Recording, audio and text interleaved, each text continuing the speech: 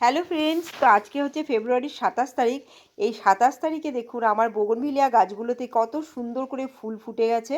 প্রত্যেকটা গাছই কিন্তু ভীষণ ছোট ছোট ছোট ছোট গাছের মধ্যে ভরে ভরে ফুল।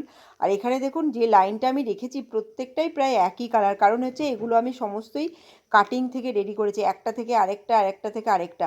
তো বোগনভিলিয়া গাছ তো দেখতে খুবই সুন্দর লাগে, সেটা হচ্ছে দেশি হোক বা হাইব্রিড। হাইব্রিড অনেকে না অনেক দাম দিয়ে নার্সারি থেকে কিনে আনে, কিন্তু আমি বলবো আমার মতে আমি অত টাকা খরচা না করেও দেখুন এত সুন্দর করে আমার বাগানটাকে সাজাতে পেরেছি এই সুন্দর সুন্দর কাটিং থেকে গাছগুলোকে রেডি করে। আমি এই দিনটার জন্যই অপেক্ষা করছিলাম যে কখন গাছগুলোতে ফুল ফুটবে আর আপনাদের কাছে আমি এই ভিডিওটা করব। আর দেখুন এই যে গাছগুলো দেখছেন প্রত্যেকটা গাছে দেখুন পাতা নেই, এই যে পাতা না থেকে শুধু ফুল। আর এটাই হচ্ছে একটা খুব ভালো মানে ভালো পরিচর্যা করার লক্ষণ, যে গাছের মধ্যে পাতা থাকবে না, শুধু ফুল আর ফুল থাকবে। আমার প্রত্যেকটা গাছে তাই, মানে পাতা নেই প্রায় বললেই হচ্ছে, আর যে কটা দুই একটা গাছে পাতা আছে সেটাও ঝরে পড়ে যাচ্ছে। তার কারণ হচ্ছে আমি কিন্তু যখন একটা সময় হয়ে যায় যখন গাছে ফুল পাওয়ার দরকার, তখন আমি একদম নাইট্রোজেনযুক্ত খাবারটা দিই না। এই যে গাছটা দেখুন কি পরিমাণে ফুল হয়েছে, এটা কিন্তু একটা দেশি ভ্যারাইটির গাছ, কিন্তু অসাধারণ দেখতে, মানে দেখুন কত সুন্দর থোকা থোকা করে ফুল ফুটেছে। আর গাছের সাইজগুলোও আপনাদেরকে দেখাবো যে কি ছোট ছোট গাছ, আপনারা দেখলেই বুঝতে পারবেন যে এই গাছগুলো আমি সমস্তই কাটিং থেকে রেডি করেছি এবং এই বছরই কাটিং থেকে রেডি করা। এ দেখুন এই যে গাছটা দেখাচ্ছি এটা কিন্তু চিত্রা ভ্যারাইটি, তো এইটাও কিন্তু একটা কাটিং থেকে রেডি করা। এই প্রথম এই বছর ফুল ফুটলো, মানে এতটাই নতুন গাছগুলো। আর সবসময় বলেছি যে এই বোগনভিলিয়া গাছকে যতটাই আপনি জল কম দেবেন তত আপনার কাছে কিন্তু ফুল আপনি ফিরে পাবেন। যে সেটা হচ্ছে আমি তাই করি, বোগনভিলিয়া গাছগুলো যখন একদম শুকিয়ে পাতা টাতা ঝরিয়ে দেয় তারপরে আমি জল দিই, তবে দেখতেও কিন্তু গাছগুলো তখন খুব সুন্দর হয়।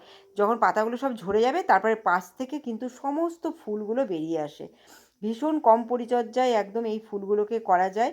বাড়িতে কিন্তু বেশি বেশি করে বোগনভিলিয়া রাখুন, সেটা মানে কি বলুন তো, বেশি খরচা না করে। আমাদের যে এই গাছগুলো করেছি এগুলো তো আমি বলছি আমাদের তো কোনো টাকা পয়সাই লাগেনি এই গাছগুলোকে করতে, কারণ নার্সারি থেকে কিনিই নি আমি, এগুলো সমস্তই নিজের হাতে বানানো।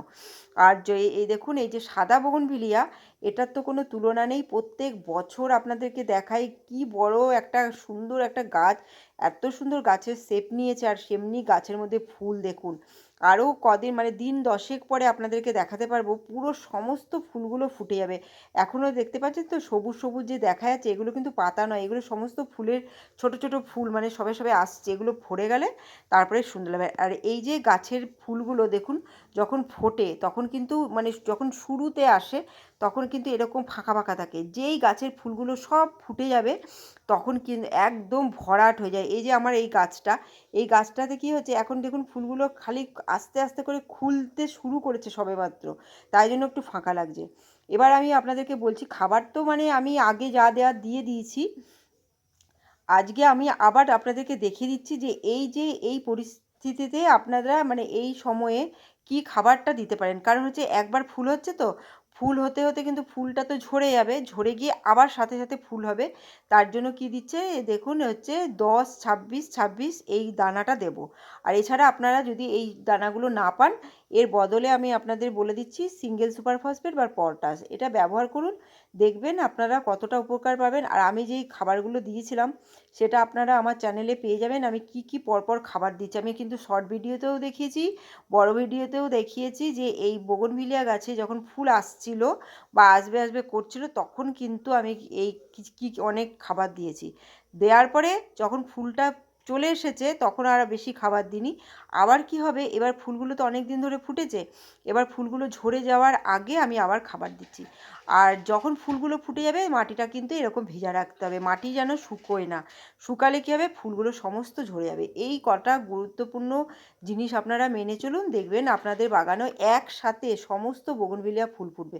বোগনভিলিয়া ফুল আগে পরে ফুটে গেলে তখন কিন্তু দেখতে বাগানটা অতটা ভালো লাগবে না, যখন যেটা একসাথে ফুটলে ভালো লাগবে। তো একই রকম পরিচর্যা করে যান প্রত্যেকটা গাছে, দেখবেন একই সাথে এত সুন্দর করে বোগনভিলিয়া আপনারা পুরো মার্চ এপ্রিল পর্যন্ত পাবেন। আমার কিন্তু আমি বরাবর প্রত্যেক বছর একদম এই যে গরমে শীতের শেষটাতে কিন্তু আমার বাগানে প্রচুর পরিমাণে এই বোগনভিলিয়া ফুল ফোটে সেটা আপনাদেরকে দেখাই, এবং এখন আমি দেখাচ্ছি। দেখুন আর বোগনভিলিয়া গাছে গ্রাফটিং করেছিলাম, দেখুন এই যে গাছটা দেখালাম, এই গাছটা কিন্তু গ্রাফটিংয়ের গাছ। রানি কালারটা ফুটে গেছে, কিন্তু সাদা এর সাথে যে সাদা ডালটা আছে সেটা ফোটা বাকি আছে, সেটাও দেখাবো।